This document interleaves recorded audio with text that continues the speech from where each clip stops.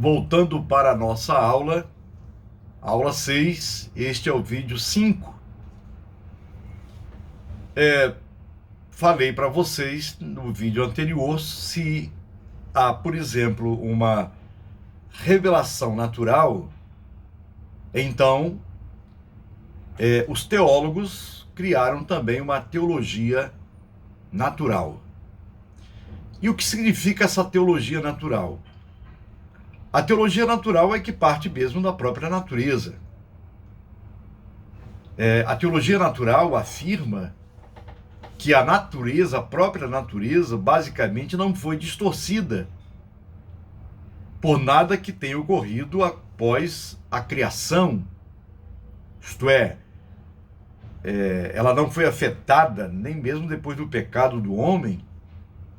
Daí, segundo a teologia natural, afirma que o mundo em que encontramos à nossa volta é basicamente o mundo que surgiu da mão criadora de Deus e como se pretendia que fosse.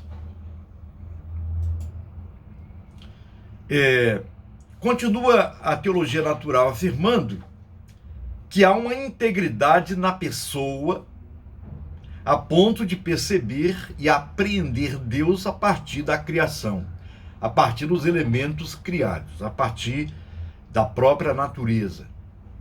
Nada pode interferir no conhecimento do Criador, segundo a teologia natural. Outras opiniões se prendem à congruência entre a mente humana e a criação, isto é, há uma congruência, há uma verdadeira harmonia, há uma verdadeira conexão entre tudo que está ao nosso redor, segundo o que diz a teologia natural.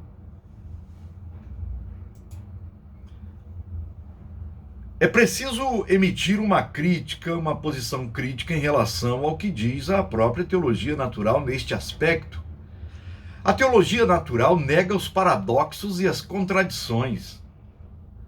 O cerne dessa teologia é a ideia de que é possível chegar a um conhecimento genuíno de Deus, baseando-se apenas na razão, sem um compromisso da fé do cristianismo, incluindo a Bíblia e a própria igreja. Quer dizer, a teologia natural afirma que o homem ele pode chegar a ter um conhecimento de Deus sem a fé cristã, sem a própria Bíblia Sagrada, o próprio ensino que a igreja transmite com base bíblica.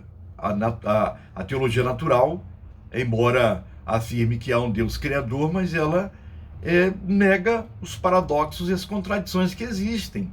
Basta observar a própria natureza com as suas deformações e a postura do próprio homem em relação a ela, a própria natureza. Ele a destrói com as próprias mãos.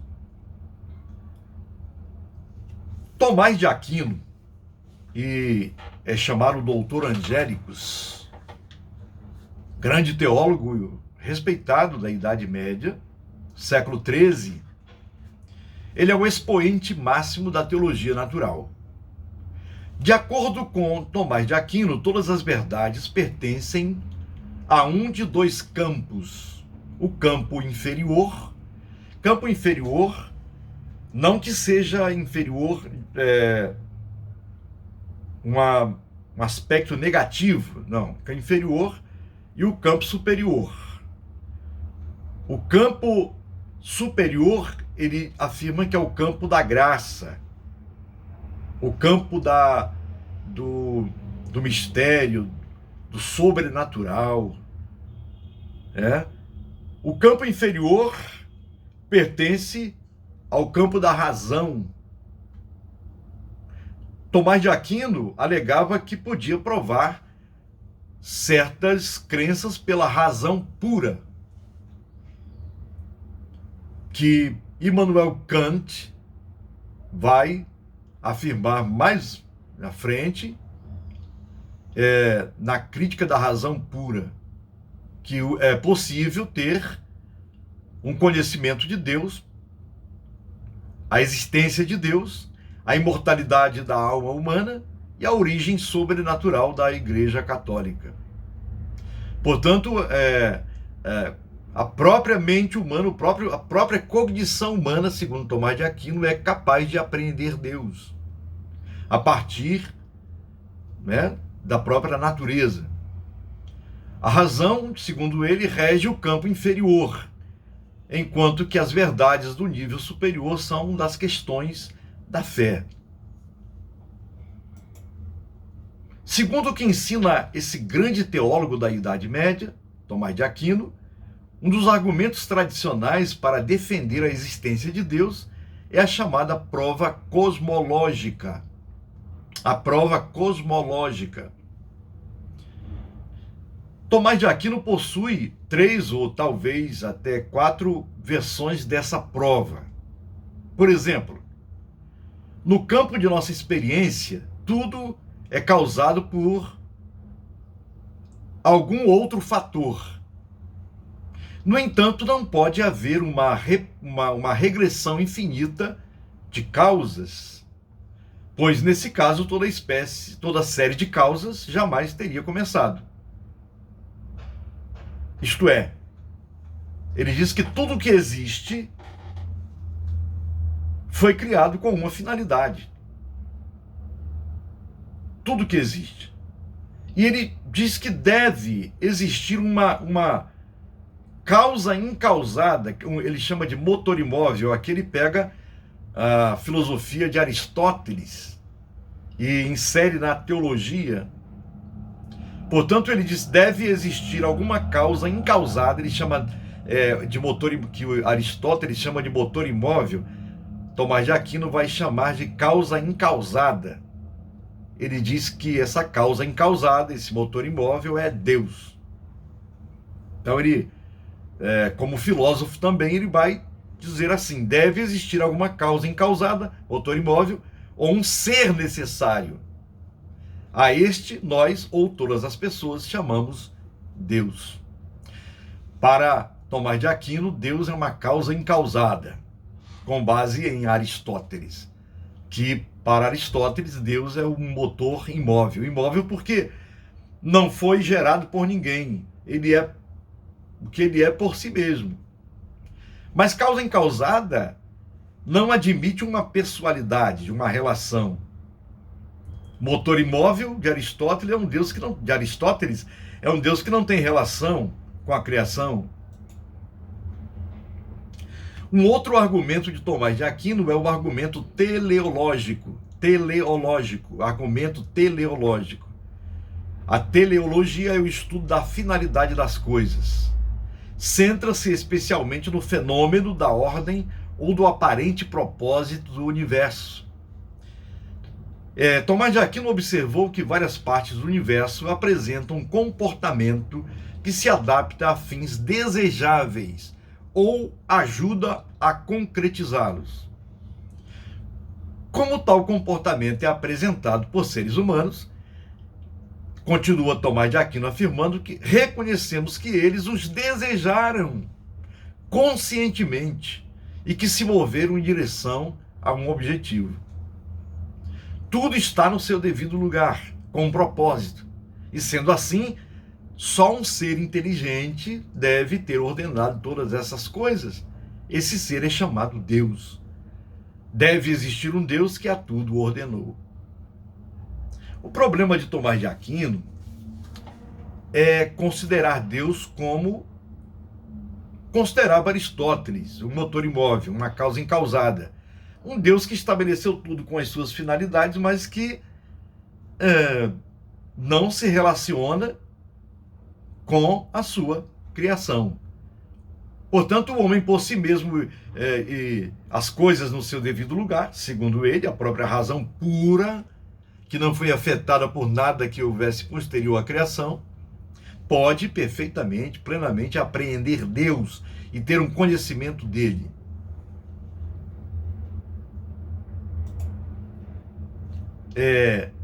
Outros dois argumentos que têm sido usados no desenvolvimento da teologia natural e que têm sido mais utilizados pela história da filosofia e da teologia, embora talvez menos destacados, são os argumentos antropológico e ontológico. Quem vai desenvolver isso melhor é Immanuel Kant, o argumento antropológico. Vê alguns aspectos da natureza humana como uma revelação de Deus. Na formulação do próprio Immanuel Kant em Crítica da Razão Pura, ou Prática, a Prática. E ela é apresentada da seguinte forma. Kant diz assim: todos nós possuímos o impulso moral ou o chamado imperativo categórico. Entretanto, diz ele que a obediência a esses impulsos, traduzidas num comportamento moral, nem sempre é bem recompensada ou compensada nesta vida. Portanto, para ele ser bom, nem sempre adianta. Nesse caso, argumenta Kant, por que alguém deveria ser moral? E aí ele continua: deve haver alguma base para a ética e para a moralidade. Algum tipo de prêmio, que por sua vez envolva vários fatores. Imortalidade e uma alma que não morra. Um tempo futuro de julgamento e um Deus que estabeleça e sustente os valores e que premie o bem e castigue o mal.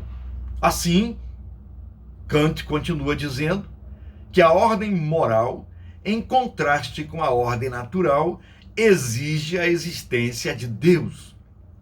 Não é a partir deste argumento que talvez algumas pessoas pensam que são salvos pelas obras?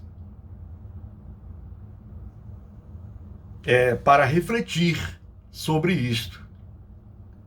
Nós sabemos da teologia cristã que a natureza, o próprio homem, foram afetados pelo pecado, o pecado original, que faz com que não haja uma complexidade, não haja uma cumplicidade, não haja uma relação entre as pessoas e entre as pessoas e também a própria criação, a própria natureza. Então Kant continua dizendo: todos esses argumentos são empíricos e surgem da observação da natureza pela experiência sensorial. Então, para Kant, segundo também Tomás de Aquino, lá no passado, os próprios, diria, sentidos naturais, ordinários do ser humano, são perfeitos. Chama de experiência sensorial, observação da natureza, exercício da razão, e onde vai sobressair o principal argumento a priori ou racional, que é o argumento ontológico. O argumento ontológico fala do ser. Este argumento é puramente intelectual. E assim se observa, como diz Kant: Deus é o maior de todos os seres concebíveis. Para ele, então, para Kant, para Tomás de Aquino, o ser humano ele concebe Deus, a ideia de Deus, que é a priori, pela observação da natureza. Então, Deus é o maior de todos os seres concebíveis. De tudo aquilo que se concebe, que se apreende a partir da observação da razão, Deus é maior. Pela observação da razão, é o que diz Kant, que é um argumento puramente intelectual. Aí continua ele dizendo assim: mas um ser que não existe, isto é, que o ser humano não pode conceber a partir da observação da natureza, não pode ser o maior de todos os seres concebíveis. Pois o ser inexistente de nossa concepção poderia ser maior, caso possuísse o atributo da existência.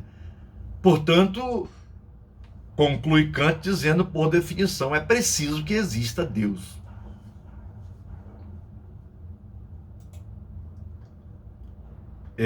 A teologia natural, ela falha quando diz que tudo é perfeito a própria razão, a cognição humana é perfeita e pode plenamente apreender Deus.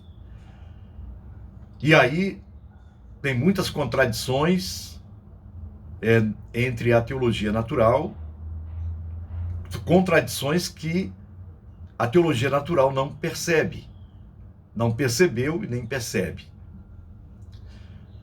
Vou finalizar esta aula, aula de número 6. Este é o último vídeo desta aula e na aula 7 nós continuaremos a falar em relação a este assunto tão importante que é a revelação de Deus. Até a próxima aula, aula 7. Um grande abraço a todos, tenham saúde, que Deus assim os abençoe.